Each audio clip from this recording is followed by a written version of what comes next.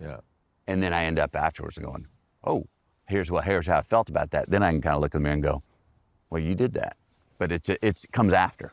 You've been in so many movies and your face is so familiar.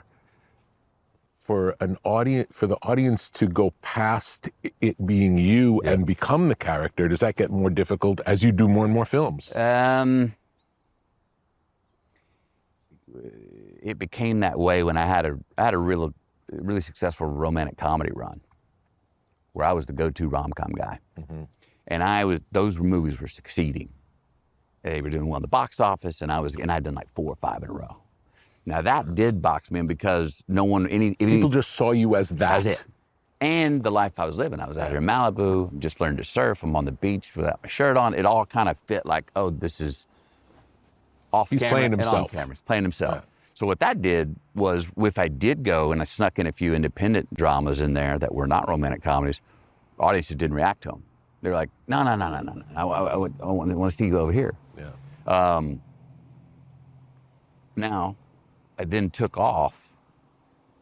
That's when we moved back to Texas, Camilla and I, and she was pregnant with our first son, who's now named Levi. And I took a sabbatical from Hollywood, moved back there, and said... How long of a sabbatical did you take? Well, it ended up being 22 months. I didn't know how long it was going to... It was a one-way ticket into... Tell me what you were thinking. What was the mindset? It was a conscious decision because I couldn't do what I wanted to do, and I was wanting to do some dramas, wanting to do some...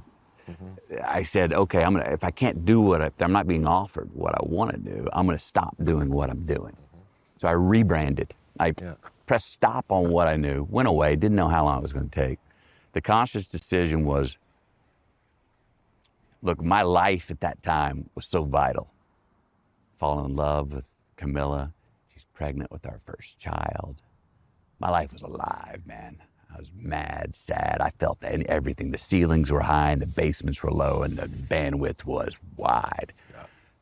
The work I was doing at that time, those romantic comedies, were like was a minimized. Don't feel that much.